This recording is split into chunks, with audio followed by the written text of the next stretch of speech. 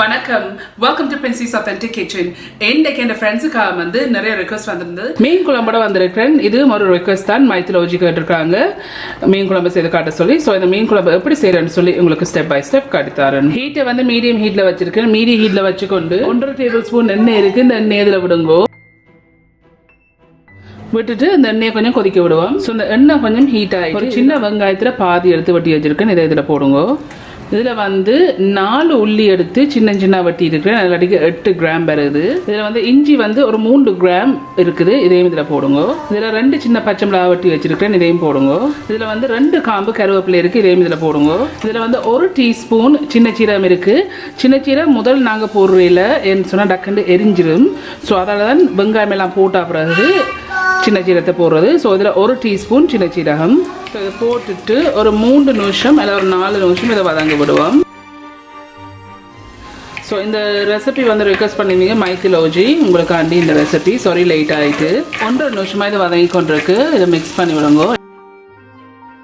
So இன்னொரு 1.5 நிமிஷம் இதை வதங்க விடுவோம். இதை இன்னொரு 1.5 நிமிஷம் ஆயிட்டுது. ஸோ டோட்டலி 3 நிமிஷம் இதை வதக்கி இருக்கிறேன். இப்படி வதங்கி கொண்டு வரைக்க இதில் வந்து ஒரு மீடியம் வெங்காயத்தில் பாதி எடுத்து வெட்டி வச்சிருக்கேன். இதை இதில் போடுங்க.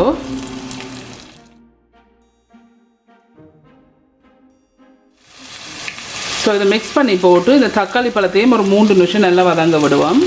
ஸோ தக்காளி பழம் போட்டு 2 நிமிஷம் வதங்கி இருக்கு. இன்னும் 1 நிமிஷம் வதங்க விடணும்.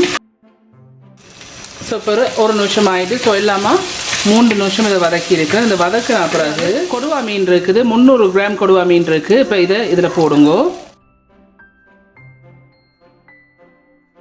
உப்பு இருக்குது. 1/2 டீஸ்பூன் உப்பை போடுறேன். இப்போ இதை பார்த்துட்டு போடலாம். வந்து ஜஃப்னா கறி பவுடர் இருக்குது. 2 டேபிள் ஸ்பூன். எல்லாட்டி உங்களோட உரைப்புக்கு ஏற்ற மாதிரி நீங்கள் போடுங்க. நான் 2 டேபிள் ஸ்பூன் போடுறேன். கொரக்கா புளி, கடும் புளி என்று சொல்லுவாங்க. ஆனால் சிங்களாக்கள் சொல்கிறது வந்து கொரக்கா புளி. தண்ணியில் ஊற வச்சு நான் 15 நிமிஷம். இதில் 6 கிராம் எல்லாட்டிக்கு 3 சின்ன பீஸ் இருக்குது. இப்போ இதையும் இதில் போடுங்க.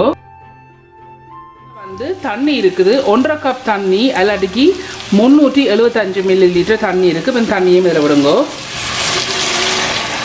இப்போ இதை நல்லா மிக்ஸ் பண்ணி விடுங்க.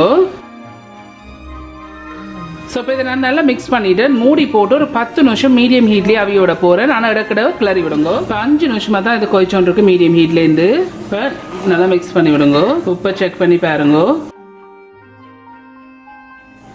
இப்போ திருப்பி மூடி போட்டு இன்னொரு 5 நிமிஷம் மீடியம் ஹீட்லேயே கொதிக்க விட போகிறேன். இப்போ இன்னொரு 5 நிமிஷம் ஆகிட்டு சால்ட்டுக்கு 10 நிமிஷம். இப்போ நல்லா மிக்ஸ் பண்ணி விடுங்க. ஸோ இப்போ இதை நல்லா மிக்ஸ் பண்ணி போட்டு மீடியம் ஹீட்லேயே வையுங்கோ. இனி மூட தேவையில்லை. இதில் வந்து முதலாம் பால் இருக்குது. திக்காக புளிஞ்ச முதலாம் பால் 1/4 கப் எல்லாட்டிக்கு 60 மில்லி லிட்டர் இருக்குது. இப்போ இதையும் இதில் விடுங்கோ. விட்டுட்டு இதை நல்லா மிக்ஸ் பண்ணி விடுங்கோ. ஸோ இனி மூடாமல் இன்னொரு 8 நிமிஷம் இதை கொதிக்க விடுவோம்.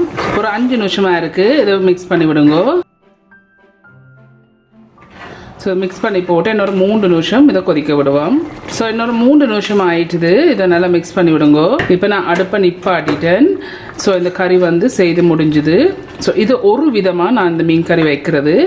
நெக்ஸ்ட் டைம் இன்னொரு விதமாக காட்டுறேன். மைத்திலோஜி, உங்களோட ரிக்வெஸ்ட்டுக்காண்டி மேம் எக்ஸ்ட்ரீம்லி சாரி லேட் ஆகிடுது. ஸோ இதை விட உங்களுக்கு திக்காக வேணும்னு சொன்னால் நீங்கள் எண்ணெய் கொஞ்சம் நேரம் வைக்கலாம். ஒரு 5 to 6 minutes எண்ணெய் அடிஷ்னலாக வைக்கலாம் அடுப்பில். ஸோ ஓகே ஃப்ரெண்ட்ஸ், இந்த மீன் குழம்பு செய்து முடிஞ்சது. மைத்திலோஜி, உங்களோட ரிக்வெஸ்ட்டுக்காண்டி செய்து முடிஞ்சது. சூப்பராக இருக்கு. நீங்கள் ரிக்வெஸ்ட் பண்ணீங்க. எல்லாரும் கண்டிப்பாக பார்த்து எப்படி இருக்குன்னு சொல்லி ஒரு காமெண்ட்ஸில் கேள்வி விடுங்க. உங்களுக்கு இந்த வீடியோ பிடிச்சிருந்தா சொன்னால் மறக்காம தம்ஸ் அப் பண்ணுங்க. இந்த வீடியோ உங்களோட ஃப்ரெண்ட்ஸ் அண்ட் ஃபேமிலியோட ஷேர் பண்ணுங்க.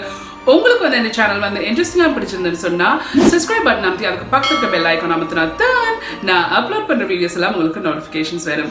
மீண்டும் இன்னொரு இன்ட்ரெஸ்டிங் டிஷ்ல சந்திக்கும் வரையும் நன்றி, வணக்கம்.